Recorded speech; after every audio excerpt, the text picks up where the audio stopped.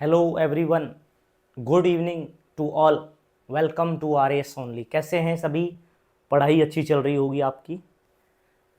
नियमित रूप से प्रैक्टिस करने के लिए आप जुड़ सकते हैं आर एस ओनली की ऐप से, और वहाँ पे आपको डेली क्विज मिलेंगे, फ्री पीडीएफ्स हैं, करंट अफेयर हैं, माइंड मैप्स मिलेंगे और पुराने पेपर भी सॉल्व किए जा सकते हैं, राइट। क्योंकि पढ़ने से भी ज़्यादा महत्वपूर्ण होता है अभ्यास करना, क्योंकि पढ़ते रहने से क्लैरिटी नहीं आएगी कई चीज़ों में जो हमारे अभ्यास करने से आएगी। 100% हमें अभ्यास को प्रायोरिटी पे रखना है बजाय थ्योरी के। थ्योरी पढ़नी है, नो डाउट हमारी हेल्प होगी इससे, परंतु अभ्यास से हमें ये भी पता चलता है कि हम क्या पढ़ रहे हैं और कितना हमारा लेवल है एसिमिलेशन, कि कितना आत्मसात हम कर पाएंगे किसी चीज़ का। कल ही पढ़ा था ना पाचन में, कि पाचन तो हो गया हमारे शरीर में, परंतु वो एसिमिलेट होना चाहिए। पाचन के उपरांत जो प्रोडक्ट बनते हैं, एंड प्रोडक्ट जैसे ग्लूकोज था या कोई रस बन रहे हैं बॉडी में, तो वो एब्जॉर्ब होने चाहिए, एसिमिलेट होने चाहिए। वही हमें अभ्यास करवाता है, ठीक है, जरूर करें। तो आज हम कंटिन्यू करते हैं जो हमने शुरू किया था। क्या किया था शुरू हमने, ध्यान है आपको? हमारे मेजर जो न्यूट्रिएंट्स होते हैं, जिनको मैक्रो न्यूट्रिएंट कह रहे थे, कि जो लार्ज होते हैं, मतलब जिनकी संख्या, जिनकी अमाउंट हमें ज्यादा चाहिए बॉडी में, उनमें आते हैं मैक्रो न्यूट्रिएंट। और जो बहुत कम मात्रा में चाहिए पोषण में, उनको कहते हैं माइक्रो न्यूट्रिएंट, ठीक है, जो कम है अमाउंट में।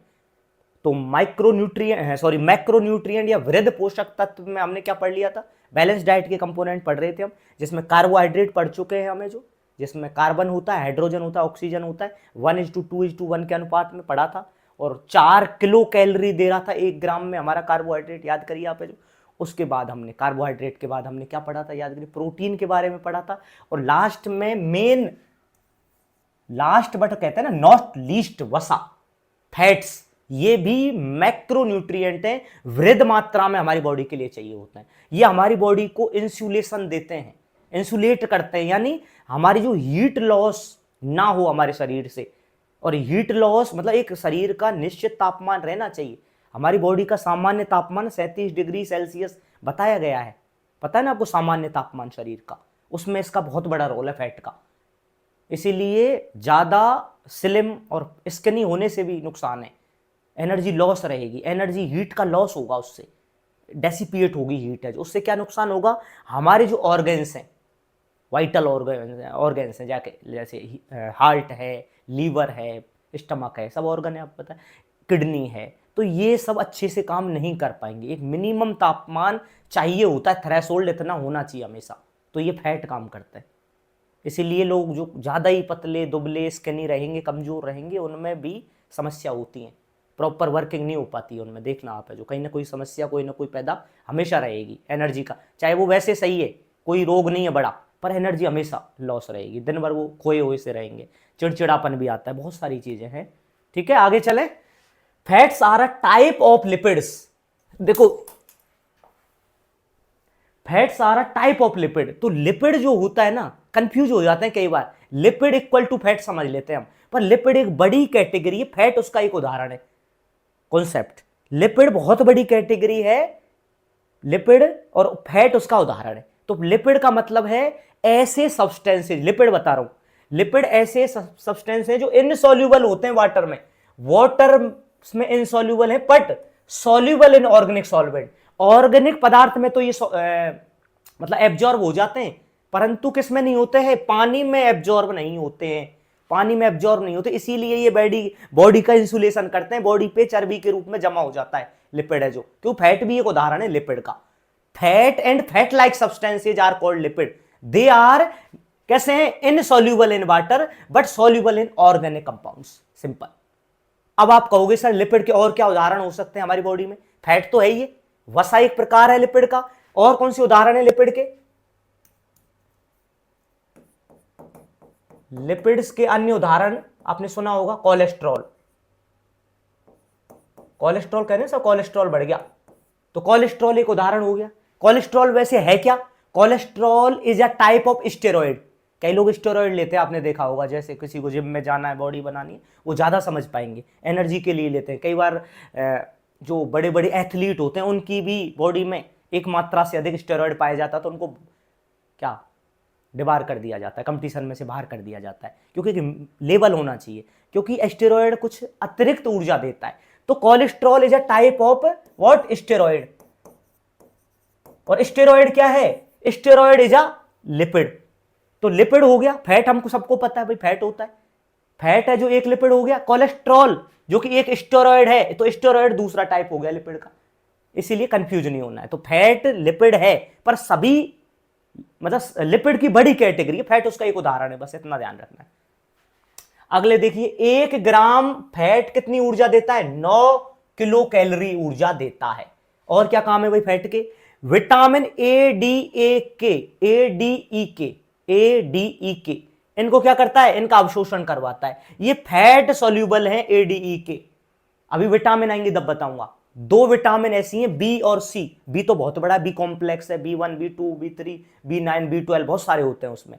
तो विटामिन बी पूरा कॉम्प्लेक्स समूह बी, विटामिन बी का। और विटामिन सी वाटर में सॉल्यूबल होते हैं। वहीं दूसरी ओर विटामिन ए डी ई के, ये किस में सॉल्यूबल है? फैट में सॉल्यूबल होते हैं। ये भी एक प्रश्न है, अभी आने वाला विटामिन पढ़ेंगे तब देखना। और इससे क्या होता है? अधिक मात्रा में यदि प्रयोग करोगे फैट का, वैसे तो फैट चाहिए एक मिनिमम, मैंने कहा ना बैलेंस, सब चीज का बैलेंस सही रखता है। तो ये इंसुलेशन करता है बॉडी का, जिससे हीट कंजर्व रह पाती है, ऑर्गन्स ढंग से काम करते हैं हमारे। परंतु अधिकता होगी तो मोटापा बढ़ेगा, उससे क्या होगा? मेनली हृदय रोग बनेंगे। यदि ज्यादा ओबेसिटी होगी तो हृदय पे दबाव आएगा, पंपिंग ज्यादा करनी पड़ेगी। एक बात मान के चलिए, हमारा हार्ट क्या है? हार्ट हमारा क्या काम करता है? ब्लड को पंप करवाता है, पंपिंग करता है। और ब्लड की पंपिंग की आवश्यकता क्या है? इसलिए आवश्यकता है ताकि ऑक्सीजन प्रॉपर पहुंच जाए सभी ऑर्गन तक, और CO2 वापस हार्ट तक आए और लंग्स के माध्यम से बाहर निकल जाए CO2, ताकि CO2 की अधिकता भी नुकसानदायक है। समझ रहे? बहुत चीजें हैं, एक पूरा मेटाबॉलिज्म है बॉडी का, पूरा एक स्ट्रक्चर है, बहुत सुंदर तरीके से काम करता है यदि हम आवाज सुनते हैं हमारे शरीर की। ठीक है, ओके। तो हार्ट पंप कर रहा है। हार्ट एक क्या हो गया? पंप। पंप जैसे एक मशीन होती है, जैसे आपकी पानी निकालते हैं, पानी मोटर के द्वारा पानी निकालते हैं। मोटर पंपिंग मशीन ही तो है, पंप ही तो कर रही हो पानी को, बाहर नीचे से ऊपर ला रही है। ऐसे हार्ट करता है, ब्लड को हर ऑर्गन तक पहुंचाता है। ठीक है, यदि उसको ज्यादा लोड दे दिया जाए, हार्ट की एक निश्चित सीमा है, उसको ज्यादा लोड देंगे, ज्यादा कार्य देंगे अत्यधिक, तो उस पर जोर आएगा, उसकी वेसल्स कमजोर पड़ेंगी, उसकी पंपिंग स्लो हो जाएगी, तो हार्ट डिजीजेज होंगी। तो फैट अधिक मात्रा में भी नहीं होना चाहिए, एक थ्रेशोल्ड में होना चाहिए। और शरीर में यह ऊर्जा का प्रमुख संचय अणु है, मेजर एनर्जी स्टोरेज मॉलिक्यूल्स हैं। और इसकी संरचना कैसी है भैया? संरचना वही है कार्बोहाइड्रेट की तरह। कार्बोहाइड्रेट में भी कार्बन था, हाइड्रोजन था, ऑक्सीजन था। यहां भी यही है, फैट में भी कार्बन है, हाइड्रोजन है, ऑक्सीजन है, परंतु कार्बोहाइड्रेट की तुलना में ऑक्सीजन की मात्रा कम पाई जाती है। दिस इज इंपॉर्टेंट, ये माइन्यूट डिफरेंस है। अब इसका दूसरा नाम और होता है, एक फैट का दूसरा नाम और होता है, जिसे कहते हैं ट्राइग्लिसराइड। कभी आ जाए तो ट्राइग्लिसराइड, क्या नाम है? ट्राइग्लिसराइड भी कहते हैं। और इस ट्राइग्लिसराइड में, या कहें इस फैट में, क्या कह रहे थे इसको? ट्राइग्लिसराइड। सब लिखा हुआ मिलेगा आपको, सुनने पे ध्यान देना है। और यही एक फायदा है ऑनलाइन क्लासेज का, या ये कहें इस माध्यम का, कि आज मैं इतना सारा कंटेंट आपको दे रहा हूं, मान लो पीपीटी में बनाकर, तो पढ़ने में मैं इतना नहीं पढ़ा पाऊंगा 1 घंटे में। 1 घंटे में जितना अभी पढ़ा पाते हैं पीपीटी के माध्यम से, आप तुलना करना कभी एक लिख के पढ़ाने से। उसमें क्या है, आपको कंटेंट 1/3 या 1/3 नहीं, 40 से 50% मैक्सिमम कंटेंट मिल सकता है कम समय में। यहां आपको पूरा 100% दोगुना मिलेगा उससे। और फायदा ये, फैक्ट भी नहीं छूटते हैं कोई, बस हमें तो समझने पे ध्यान दे रहा है। We are not just reading the content, मैं आपको समझा भी रहा हूं, उस पर ध्यान देना, कंटेंट मिलेगा। एक काम बच गया, स्मार्ट जमाना है, AI आ चुका है, हमें समय का सदुपयोग करना है कि आप जो लिखने में समय व्यतीत कर रहे हो वो आप पढ़ने में करो, अभ्यास करने में करो, नहीं तो कल रिजल्ट्स आएंगे जब पता लगेगा। ठीक है, तो संरचना कैसी है बच्चों? कार्बन है, हाइड्रोजन है, ऑक्सीजन है। और ऑक्सीजन कम होती है केवल तुलना करें तो, बाकी का तीनों कंपोनेंट पाए जा रहे हैं कार्बोहाइड्रेट की तरह वसा में। और इसे ट्राइग्लिसराइड भी कहते हैं। और जो ये ट्राइग्लिसराइड होता है बच्चों, इसमें इसकी संरचना में 3 मॉलिक्यूल होते हैं फैटी एसिड के। एक पर्टिकुलर फैटी एसिड होता है बच्चों, उसके 3 मॉलिक्यूल वो होते हैं, और एक अणु होता है ग्लिसरॉल का, एक अणु होता है ग्लिसरॉल का। तो यदि आ जाए ट्राइग्लिसराइड मतलब फैट है, और पूछ ले इसमें क्या होता है, क्या कंपोजिशन है, तो कंपोजिशन में क्या बताएंगे हम, फैटी एसिड प्लस में ग्लिसरॉल। 3:1 भी याद नहीं हो कोई दिक्कत नहीं है, पर इतना याद हो फैटी एसिड प्लस में ग्लिसरॉल मिला के ट्राइग्लिसराइड बनाते हैं, जिन्हें कि हम फैट कहते हैं, और जो कि ये लिपिड का एक प्रकार है। और लिपिड बहुत बड़ी कैटेगरी है जिसमें बहुत सारे अणु आते हैं जो कि fat and fat like structure होते हैं, और जो कि इनसॉल्युबल होते हैं पानी में, बट ऑर्गेनिक कंपाउंड में ये सॉल्युबल होते हैं। पर आपने वही बात पढ़ना कैसे, एक भी यदि अलग शब्द आ रहा है तो अर्थ पता होना चाहिए, आगे नहीं बढ़ना है। अभी ऑर्गेनिक कंपाउंड आ रहा है तो ऑर्गेनिक क्या होता है भाई, दो चीजें होती है मेनली कैटेगरी कंपाउंड्स की, या तो ऑर्गेनिक कंपाउंड होगा या इनऑर्गेनिक होगा। तो ऑर्गेनिक क्या होगा, जिसमें मेनली कार्बन और हाइड्रोजन होंगे, जो कार्बन और हाइड्रोजन युक्त होंगे, जैसे हाइड्रोकार्बन से, वो ऑर्गेनिक कंपाउंड है। यानी उसमें कार्बन भी होना चाहिए और हाइड्रोजन भी होना चाहिए, तभी वो ऑर्गेनिक की संभावना में उदाहरण में आएगा। तो इनऑर्गेनिक क्या है भाई, इनऑर्गेनिक ये है जो दोनों नहीं है, इनमें कार्बन भी नहीं हाइड्रोजन भी नहीं है। मोटा मोटा बता रहा हूं, बहुत चीजें होती हैं बस समझने के लिए। तो इनऑर्गेनिक वो है जैसे NaCl है, सोडियम क्लोराइड है, बताओ कहां है उसमें कार्बन हाइड्रोजन, बहुत सारी चीजें हैं, ठीक है। पर कुछ अपवाद भी मिलेंगे, जैसे कार्बन डाइऑक्साइड, कार्बन डाइऑक्साइड में कार्बन है देख लो आप, जो फिर भी वो ऑर्गेनिक नहीं है। बहुत है पढ़ने को, है ना, मोटा मोटा समझ रहे हैं। अब ट्राइग्लिसराइड है शरीर में, हमारी बॉडी में, ह्यूमन बॉडी में सबसे अधिक या सबसे मेन फॉर्म जो वसा की जमा होती है हमारी बॉडी में, वो ट्राइग्लिसराइड के रूप में होती है। चलें आगे। लिपिड के उदाहरण भी याद रखने हैं कि लिपिड खाली फैट नहीं है, फैट एक उदाहरण है, दूसरा उदाहरण है लिपिड का स्टेरॉयड। स्टेरॉयड याद रखेंगे, और स्टेरॉयड का एग्जाम्पल कोलेस्ट्रॉल। हमारी बॉडी में एक शब्द आता है बार बार, आपने कभी जांच कराई हो, कई बार जांच करवाते हैं ना, CBC करवाते हैं, या बहुत सारी जांचें जो नियमित रूप से कभी कुछ करवाना होता है, लाइक बुखार हो गया या कोई टाइफाइड है या कोई अन्य इन्फेक्शन हो गया, तो CBC सब लोग करवाते हैं, कंप्लीट ब्लड काउंट कहते हैं शायद उसे। तो उसमें आपने LDL और HDL भी आता है कि कोलेस्ट्रॉल तो नहीं बढ़ गया, कई लोगों के हार्ट की दिक्कत है तो ये जांच में आता है LDL और HDL।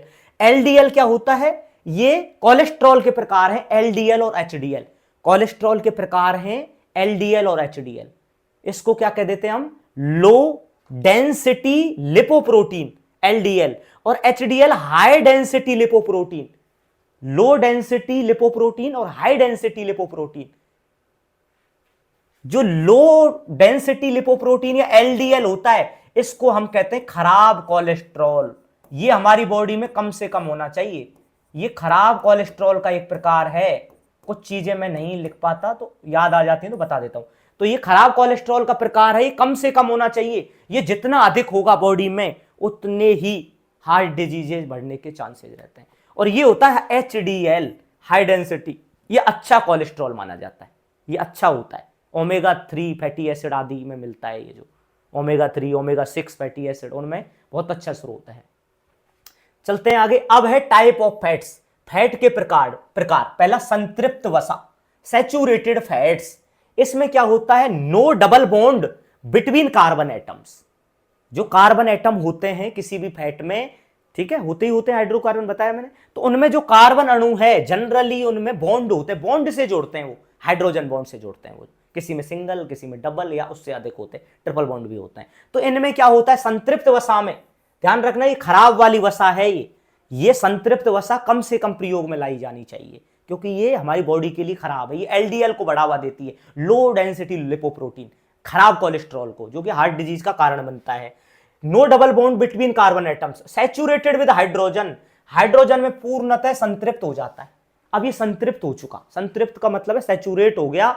वैसे समझें संतृप्त कब होता है कोई आदमी, सारी इच्छाएं जिसकी पूर्ण हो जाए, ये संतृप्त है, मतलब अब इसको कुछ नहीं चाहिए, अब ये रोग ही पैदा करेगा, यूं मान के ऐसे याद कर सकते हैं, बाकी कैसे भी कर सकते हो। गुणधर्म क्या है, नॉर्मल टेम्परेचर पर ठोस अवस्था में मिलेगा सैचुरेटेड फैट, नॉर्मल अवस्था में कैसा मिलेगा, ठोस रूप में मिलेगा, और प्राय पशु स्रोतों से मिलेगा, एनिमल से मिलता है मेनली।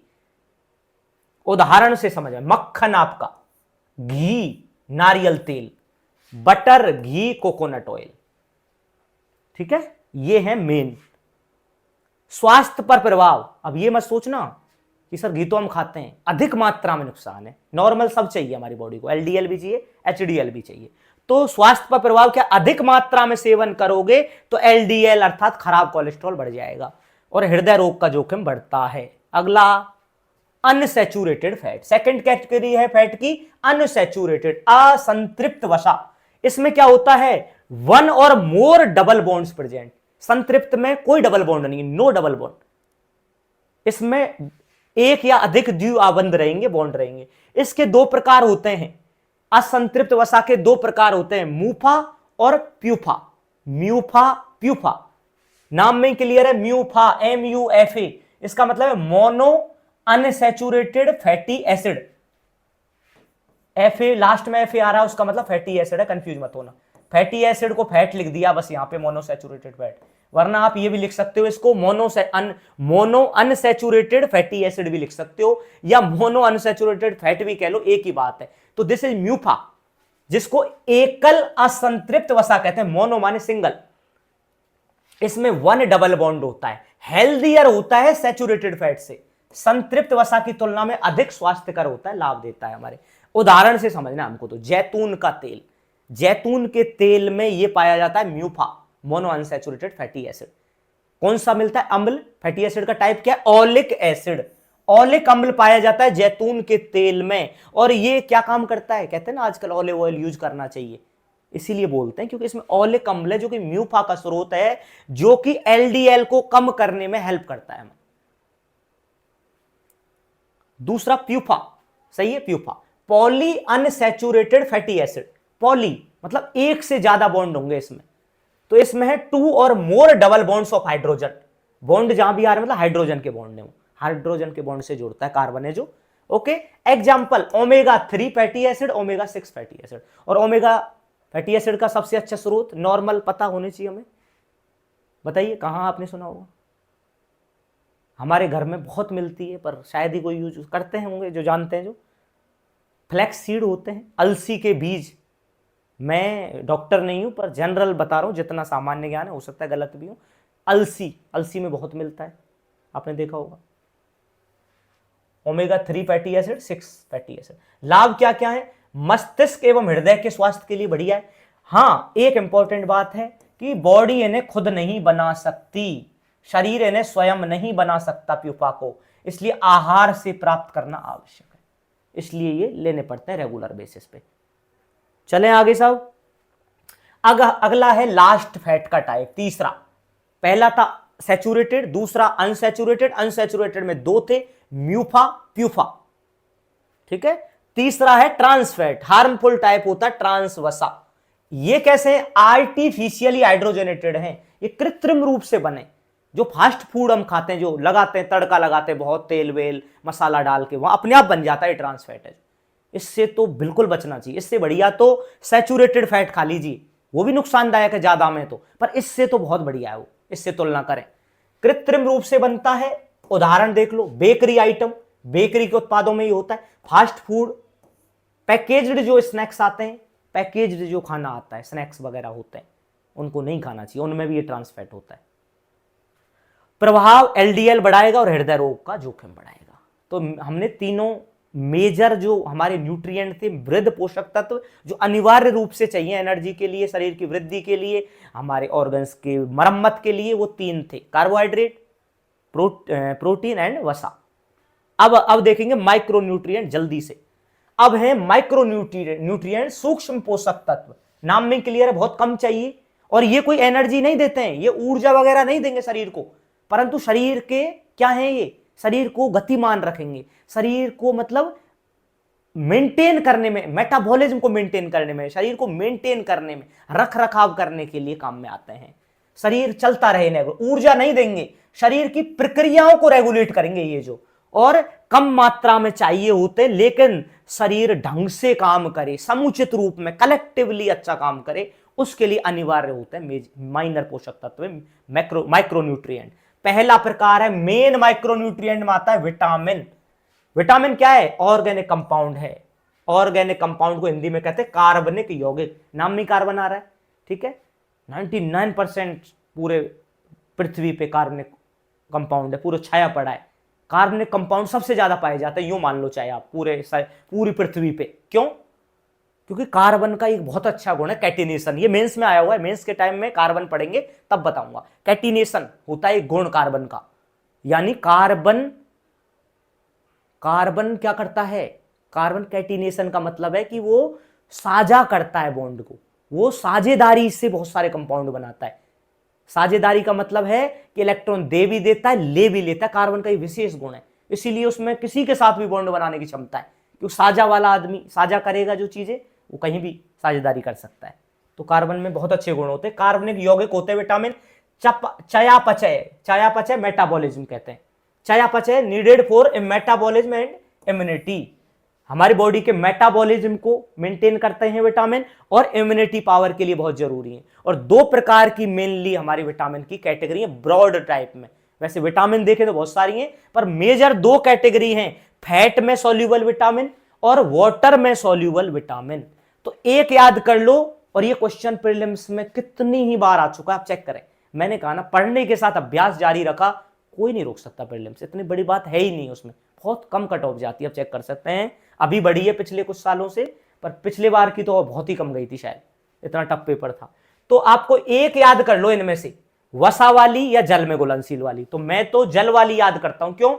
क्योंकि ब्लड में पाया जाता है क्या, WBC, ब्लड में पाया जाता है WBC, तो W का आगे डैश लगा दो, WBC तो याद रहेगा। BC विटामिन है जो कि वाटर में सॉल्यूबल है, ऐसे मुझे याद है कि B और C, B पूरा, B का मतलब B अकेला नहीं है, B कॉम्प्लेक्स होता है, B सबसे ज्यादा विटामिनों का समूह है, अभी पढ़ाऊंगा। B1, B2, B3, B9, B12 बहुत सारी होती है। तो पूरा B कॉम्प्लेक्स और C दोनों सॉल्यूबल होते हैं पानी में, लिखा हुआ है जल में घुलनशील, B समूह और C, ठीक है। WBC याद कर लो। बची कुची जितनी विटामिन है वो सब फैट में सॉल्यूबल है, ADA के बचे, ADE के बचे, वो जो वसा में। एक याद कर लेना, दूसरा तो ऑटोमेटिकली पता लग जाएगा कि इनके अलावा B और C के अलावा सब फैट में शामिल है। और ये सिंपल भी है, दो ही हैं ये, वैसे माना कि B बड़ा है, पर B वैसे याद कर लेना, B पूरा। चलें आगे। अब ये देखो, थोड़ा चार्ट देखिए आप, है जो इस चार्ट में आपको दिख रहा होगा, जूम कर लेना, और डाउनलोड करेंगे जब आप PDF तो दिख जाएगा, बहुत सरल है, मैं बताता हूं। इधर विटामिन के नाम लिखे हुए हैं बच्चों, इधर इनके साइंटिफिक नेम है, क्वेश्चन आते हैं सीधे। इधर फंक्शन है, क्या क्या काम होता है इन विटामिन का, और आपकी नॉलेज भी बढ़ेगी, तो आपको हेल्प भी होगी दैनंदिन जीवन में स्वस्थ रहने के लिए। इधर डेफिशिएंसी डिजीजेज हैं, देखिए आप। पहला है विटामिन ए, पहले बता रहा हूं मैं, फैट सॉल्यूबल वाली, जो 4 है ADEK। विटामिन ए का साइंटिफिक नेम है रेटिनॉल, रेटिनॉल, राइट, रेटिना से जोड़ा है, इसे याद करो, रेटिना, हमारा रेटिना होता है ना पर्दा आंख का, जिस पे इमेज बनती है, रेटिना, इसलिए आंखों के लिए तो जरूरी होगी, ऐसे सोच सकते हैं हमें। जो रेटिनॉल है, काम क्या है, विजन, देखो आंख का सबसे पहले आया रेटिना, रेटिनॉल, बहुत चीजें हम लिंक करेंगे, समझ में आ जाएंगे। रेटिनॉल नाम है, विजन के लिए, हेल्दी स्किन के लिए और इम्यूनिटी के लिए आवश्यक होती है विटामिन ए। गाजर में, आंवले में भरपूर पाई जाती है विटामिन ए। आंवले में C भी पाई जाती है, थोड़ा होता है, A भी होता है, पर गाजर तो बहुत अच्छा स्रोत माना जाता है। और इसका रोग कैसे होगा, यदि कमी हो गई विटामिन ए की, तो रोग कौन सा होगा, रोग होगा रतौंधी नाम का रोग, कि रात में नहीं दिखाई देगा, अंधेरा होते ही नाइट ब्लाइंडनेस हो जाता है इससे। इसको दूसरा नाम, इसको नाइट ब्लाइंडनेस को दूसरा कहते हैं जीरोप्थेलेमिया, नाइट ब्लाइंडनेस को ही दूसरे टर्म में कहते हैं जीरोप्थेलेमिया, ठीक है। सेकंड देखिए, विटामिन डी, विटामिन डी का नाम है calciferol, scientific name calciferol. Calcium absorption में हेल्प करता है बॉडी में, और बोन हेल्थ में, हमारे हड्डियों को मजबूत बनाने में। इसकी वजह से अब रोग कौन से होते हैं, दो प्रकार के रोग होते हैं मेनली। बच्चों में होता है रिकेट्स, बच्चों की हड्डियां कमजोर हो जाती हैं, बच्चों के पैर ऐसे मुड़े मुड़े से होते हैं, कई बच्चों के हाथ पैर बहुत ही ऐसे पतले पतले से, वो रिकेट्स नाम का रोग है, कैल्शियम की कमी है। और एडल्ट्स में क्या होगा, एडल्ट्स में भी हड्डियों का ही रोग होगा, उसका नाम अलग है, उसका नाम है ऑस्टोमेलेसिया। बच्चों में रिकेट्स होता है विटामिन डी की कमी से, बड़ों में ऑस्टोमेलेसिया, दोनों हड्डी से संबंधित रोग हैं, राइट। तीसरा विटामिन ई, विटामिन ई का नाम है बच्चों टोकोफेरॉल। कैल्शियम का सबसे अच्छा स्रोत दूध माना जाता है, पता ना, दूध या मिल्क, डेयरी प्रोडक्ट्स कह दीजिए। टोकोफेरॉल, विटामिन ई का नाम है टोकोफेरॉल, बहुत अच्छी है ये ब्यूटी और स्किन के लिए, विटामिन ई फर्टिलिटी के लिए, टोकोफेरोल नाम है। देखो मेन काम क्या है इसके, फंक्शन एंटीऑक्सीडेंट है बहुत बड़ा, और एंटीऑक्सीडेंट हमारी बॉडी में ऑक्सीडेशन के कारण, क्योंकि हम निरंतर ऑक्सीजन ले रहे हैं, उसके बिना जीवन ही संभव नहीं है, तो ऑक्सीडेशन के फलस्वरूप फ्री रेडिकल्स बनते हैं जो हमारी सेल्स को डैमेज करते रहते हैं, इसीलिए एजिंग होती है व्यक्ति में, इसीलिए अवस्था बढ़ती है, एज बढ़ती है। एज बढ़ने का मतलब है कि स्किन कमजोर पड़ती है, थोड़ा सा झुर्रियां, बुढ़ापा टाइप में, एनर्जी नहीं रहना, ये सब आता है विटामिन ई की कमी से, क्योंकि फ्री रेडिकल्स लगातार हमला करता है। तो इसीलिए हमारी बॉडी में विटामिन सी एंटीऑक्सीडेंट का बहुत बड़ा स्रोत है, इसलिए प्रतिदिन आंवला या नींबू या दही खाना चाहिए आदमी को। डॉक्टर ज्यादा बताएंगे पर ये बेसिक है, गांव में सब जानते हैं, आसपास सभी को पता होता है ये चीजें, क्योंकि एंटीऑक्सीडेंट होते हैं उसमें। एंटीऑक्सीडेंट क्या करेंगे, फ्री रेडिकल्स को खत्म करेंगे। तो विटामिन ई एंटीऑक्सीडेंट होता है और सेल प्रोटेक्शन करता है, वही बात है, सेल पे आक्रमण कर रहे थे फ्री रेडिकल, ये एंटीऑक्सीडेंट है तो ये बचाएगा सेल्स को। अब इसकी वजह से कमी हो जाए तो क्या आएगा, इनफर्टिलिटी आती है, रेयर होता है ऐसा, आसानी से नहीं आएगी, पर ज्यादा ही कमी होगी तो इनफर्टिलिटी हो जाएगी। दूसरा मसल वीकनेस होती है इससे। तो कितना मजेदार है ना, कई डेली ऐसे लग रहा है कि हमारा वैसे भी ज्ञान एनरिच हो रहा है कि हाँ भाई हम कैसे अपने आप को सही रख सकते हैं दैनंदिन जीवन में। फिर है विटामिन के, इसको कहते हैं फिलोक्विनोन, इसका नाम है साइंटिफिक फिलोक्विनोन। इसका मेन काम है ब्लड क्लॉटिंग में हेल्प करना। ध्यान है, फाइब्रिनोजन नाम की विटामिन आ जाती थी एक्शन में जब ब्लड क्लॉटिंग होती है, तो विटामिन के बहुत इंपॉर्टेंट है ब्लड क्लॉटिंग में, याद रखना है। और यदि इसकी कमी हो जाए तो घाव ही नहीं भरेगा, ब्लड एक बार निकल गया तो एक्सेसिव ब्लीडिंग हो जाएगी एक साथ, तो वेरी इंपॉर्टेंट विटामिन के। अगली है वाटर सॉल्यूबल, पानी में घुलने वाली, WBC, याद रखना है, WBC। पहले बी कॉम्प्लेक्स है बहुत सारे, उनको पढ़ेंगे, और सी है लास्ट में। तो B1, विटामिन बी में कितनी सारी है, B1 है, B2 है, B3 है, B6 है, B9 है, B12 है। ऐसे नहीं पहुंच गए 1 2 3 4 5 सारी होती है 12 तक, ऐसा नहीं होती है, 1 2 3 तक होती है, उसके बाद 6 9 12, 1 2, उसके बाद 3 का पाड़ा, 3 3 दूनी 6, 3 3 9, 3 चौक 12, 1 2, उसके बाद 3 6 9 12, याद हो जाएंगी 100%। B1 को कहते हैं थायामीन या थायमीन, राइट, नाम है इसका। काम क्या है, नर्व और हार्ट के फंक्शन को रेगुलेट करती है। विटामिन बी बहुत जरूरी है, बहुत जरूरी है, और इतनी बनती भी नहीं है बॉडी में, और इसकी कमी से रोग होता है बेरी, ठीक है, होठ आदि में पपड़ी बनने लग जाती है, कटने लग जाते हैं होठ इस टाइप में, तो बेरी रोग होता है, ठीक है। पैरों के यहाँ पे देखो, इसमें डायग्राम भी दिया हुआ है, सामने दिखेगा नहीं, डाउनलोड करोगे जब दिखेगा, यहाँ पे पैरों की पिंडलियों को दिखाया गया है, पैरों को दिखाया गया है कि पैर एड़ियां फटने लग जाती हैं, होठ फटने लग जाते हैं बेरी में। दूसरी है विटामिन B2, इसको कहते हैं भैया राइबोफ्लेविन। क्या कहते हैं, राइबोफ्लेविन। एनर्जी मेटाबॉलिज्म को बनाए रखता है, इसकी वजह से रोग क्या होता है, कमी हो गई, कैलियोसिस नाम का रोग होता है, हमारे होठों के किनारे फटने लग जाते हैं, कई में देखा होगा आपने बच्चों के, यहाँ होठ फटे रहते हैं, बगल से कट सा लग जाता है, जैसे लिप्स से या साइड में ऐसे कट लग जाएगा, कट सा, फिर वैसेलीन या कुछ लगाएंगे ऐसे टाइप में, जो भी आप लगाते हो उससे सही हो जाता है, पर वो कब तक करेगा सही, क्यों, कमी तो और कुछ है, B2 की कमी है, कैलियोसिस है, क्रैक्ड कॉर्नर्स ऑफ लिप्स हो जाते हैं। अगला है बच्चों B3, इसको कहते हैं नियासिन। क्या कहते हैं, नियासिन। ये स्किन को बढ़िया रखता है और डाइजेशन के लिए इंपॉर्टेंट है। इसकी वजह से रोग क्या होता है, पेलाग्रा। विटामिन B3 की वजह से रोग होता है पेलाग्रा, ये क्वेश्चन आया हुआ है बच्चों, सीधे प्रश्न आते हैं इनमें। ये जो बायोलॉजी की जितनी भी क्लासेज हो रही है ना, बहुत प्रश्न आएंगे यहां से, आप देख लेना, क्योंकि ये बेसिक है पूरा। पेलाग्रा होता है और इसकी कमी से 3 प्रकार की डी पैदा हो जाएंगी बॉडी में, 3D पैदा हो जाएंगी, 3D पैदा हो जाएंगी इसकी कमी से, पेलाग्रा हो गया तो। और पेलाग्रा हो क्यों रहा था, B3 की कमी से। तो पेलाग्रा में 3D कौन सी है, पहला है डर्मेटिस, पहला है डी डर्मेटिस, यानी स्किन से संबंधित समस्याएं होंगी। दूसरा है डायरिया, डायरिया आप जानते ही हैं, हैजा हो जाता है बच्चों में ना, हैजा। और तीसरा है डिमेंशिया, जो कि बहुत खतरनाक है भाई, मेमोरी लॉस हो जाती है, डिमेंशिया मतलब मेमोरी लॉस।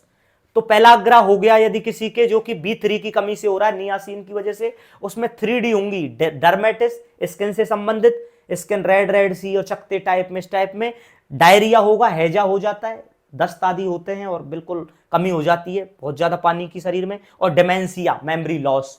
और चौथा डी और जोड़ लो, यदि ये तीनों हो गए तो डेथ हो जाएगी।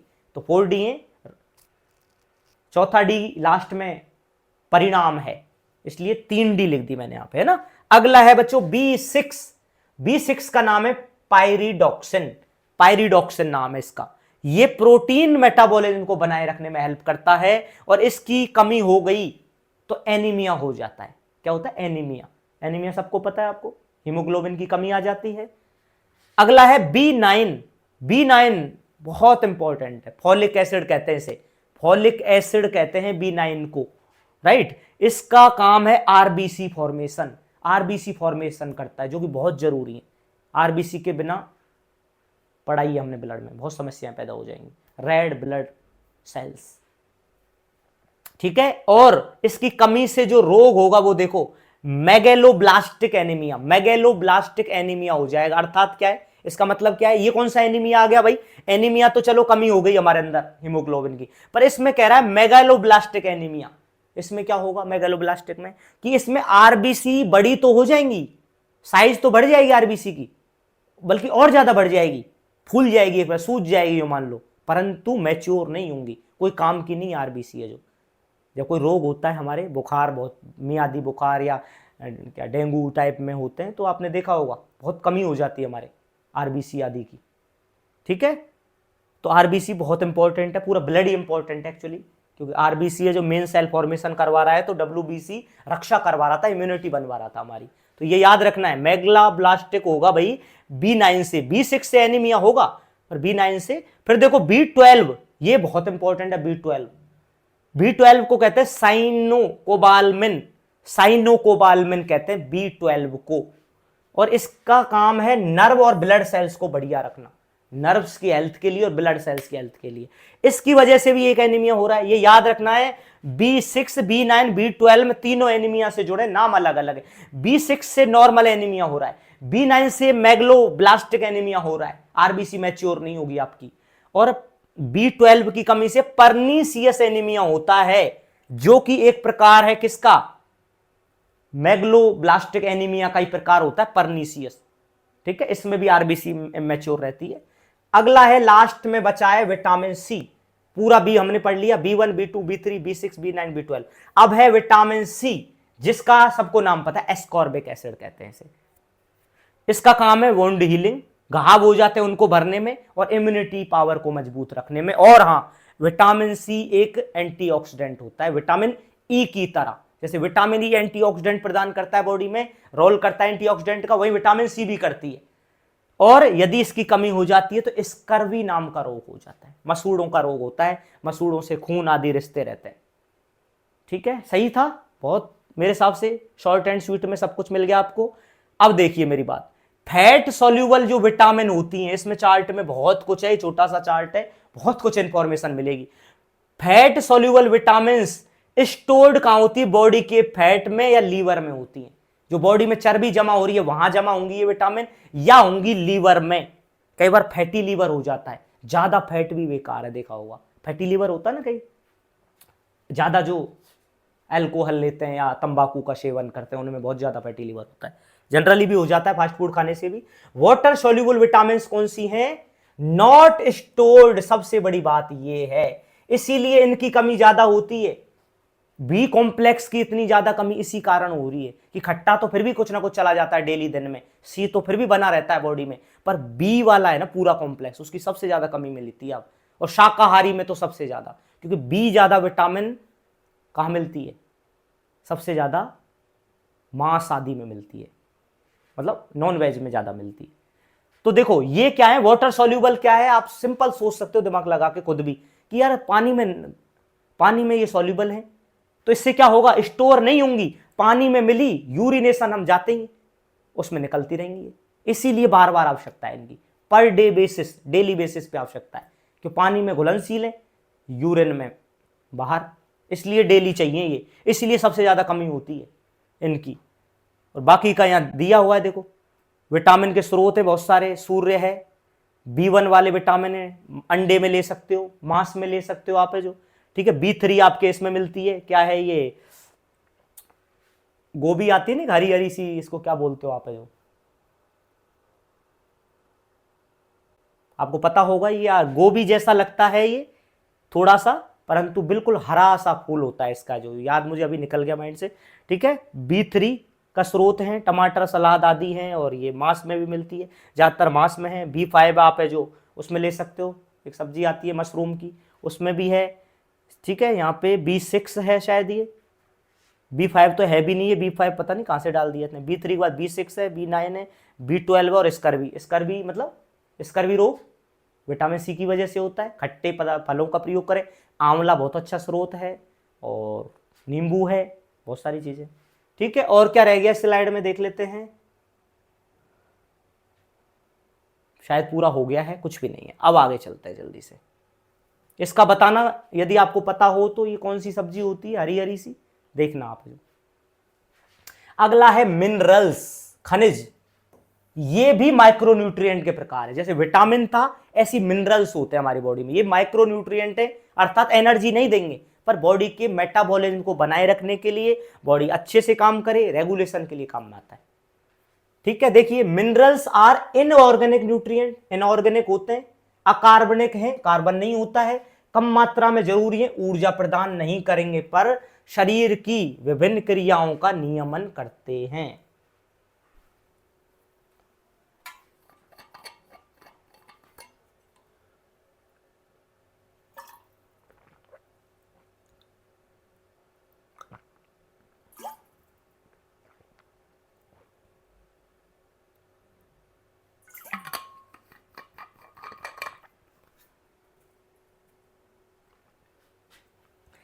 और ये मिलते कैसे हमको, खाद्य श्रृंखला के माध्यम से मिलते हैं। देखो कैसे आते हैं हमारे शरीर में मिनरल।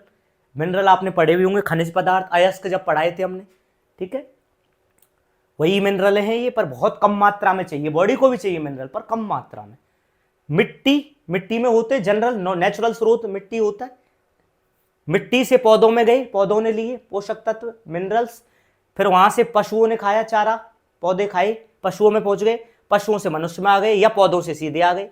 पौधों से भी सीधे मनुष्य ले सकता है, और पशुओं से भी सीधा ले सकता है, सही है। इस प्रकार आ जाता है। काम क्या क्या है इसके, भाई आवश्यकता क्या, कार्य क्या, स्ट्रक्चरल काम करता है बॉडी में। स्ट्रक्चरल का मतलब जो हमारा ढांचा है मानव शरीर का, उसको मजबूत रखता है। हड्डियों और दांतों के निर्माण में काम में आते हैं ये सारे मिनरल्स हैं, जो 1 बाय 1 पढ़ाऊंगा मैं अभी आने वाली स्लाइड।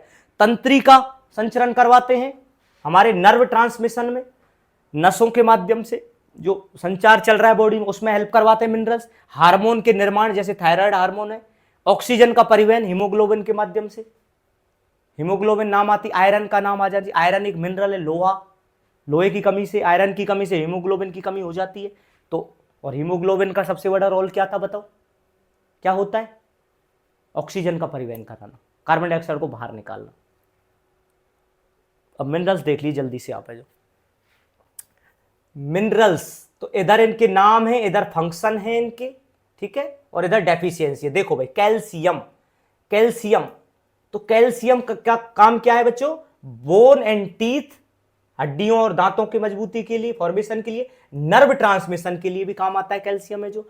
और कैल्शियम की वजह से 2 रोग होते हैं, रिकेट्स बच्चों में होता है, और ऑस्टोपोरोसिस एडल्ट में होता है। रिकेट्स होता है बच्चों में, हड्डियां कमजोर हो जाती हैं, और ऑस्टोपोरोसिस होता है एडल्ट में, ठीक है। और यही कैल्शियम विटामिन डी से भी जुड़ा है, और विटामिन डी का सबसे अच्छा स्रोत है सूर्य भगवान जी, ठीक है। फिर है आयरन, Fe। आयरन का काम क्या है, हीमोग्लोबिन फॉर्मेशन करवाता है, ऑक्सीजन ट्रांसपोर्ट करता है। कमी हो गई तो एनीमिया हो जाएगा, हीमोग्लोबिन की कमी आ जाएगी। तीसरा आयोडीन है, आयोडीन थायराइड हार्मोन की सिंथेसिस करता है। इसीलिए क्या आपके टूथपेस्ट में नमक है, ऐसा कुछ आता है ना, तो उसमें चाहे हो नमक पता नहीं है, पर आपके खाने में आयोडीन युक्त नमक जरूर होना चाहिए, परंतु निश्चित मात्रा में। ज्यादा भी नुकसान करता है, ब्लड शुगर बढ़ाता है, बीपी बढ़ा देता है आपका। रोग कौन सा होता है, इसे घेंगा रोग हो जाता है आयोडीन की कमी से। घेंगा हिंदी में, इंग्लिश में गोइटर, ठीक है सब। फिर है अगला sodium. Sodium very important for nerve function, लिखा भी है। ऑस्मोटिक बैलेंस बनाए रखता है। ऑस्मोटिक याद आया, ऑस्मोसिस पढ़ी थी सेल में, higher concentration to lower concentration cell में होता है सिर्फ लिक्विड का। डिफ्यूजन पढ़ाया था, सब याद आना चाहिए पढ़ते समय या पढ़ाते समय, कुछ दिन पहली बात है। डिफ्यूजन पढ़ाया था, ऑस्मोसिस पढ़ाया था। तो ऑस्मोटिक बैलेंस को बनाए रखता है ताकि हमारी सेल्स अच्छे से काम करें, और नर्व फंक्शन करता है, हमारे नर्व माने ब्रेन को अच्छे से कोऑर्डिनेट करता है। मसल क्रैम्प जो आते हैं ना कई बार, तो सोडियम की कमी हो जाती है।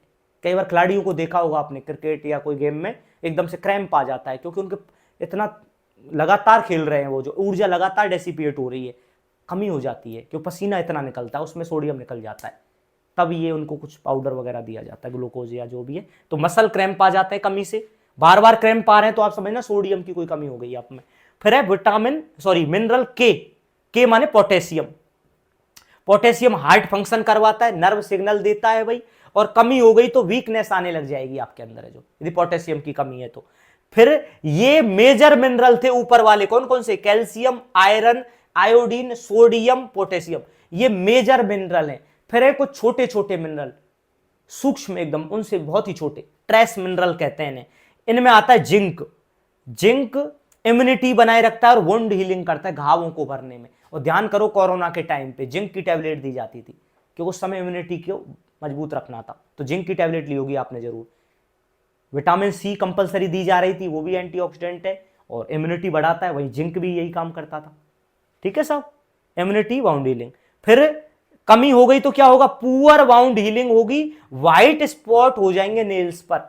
यदि आप में ये कमी है जिंक की, तो नाखूनों पे क्या हो जाएंगे? व्हाइट स्पॉट आने लग जाते हैं। अगला है बच्चों एफ माने फ्लोरीन, ये टूथ की हेल्थ को बनाए रखता है, टूथ और बोन की हेल्थ को। डेंटल कैरीज, दांतों में सड़न या रोग होने लग जाएंगे, दांत कमजोर हो जाए, डिके होने लग जाएंगे। अगला है कॉपर, तांबा। तांबे के बर्तन में पानी पीते हैं ना लोग, ताकि पाचन मजबूत रहे, पाचन में आएगा कहीं ना कहीं। आयरन का एब्जॉर्प्शन बढ़ाता है, मेलेनिन प्रोडक्शन करता है, मेलेनिन प्रोडक्शन जो हमारे मूड को सही रखता है। एनीमिया हो जाएगा यदि इसकी कमी हो गई तो कॉपर की, और हेयर ग्रेइंग होने लग जाएगी, बाल सफेद होने लग जाएंगे। फिर है सेलेनियम। सेलेनियम कहां मिलता है पता है आपको? सैल्मोन नाम की एक मछली होती है मेरे हिसाब से, उसमें पाया जाता है सैल्मोन। और एंटीऑक्सीडेंट का रोग है बहुत, मतलब एंटीऑक्सीडेंट का रोल है इसका बहुत तगड़ा सेलेनियम का। वीक इम्यूनिटी हो जाती है इसकी कमी से। Last but not least magnesium. Magnesium भी मसल एवं नर्व फंक्शन के लिए इंपॉर्टेंट है आपकी बॉडी में।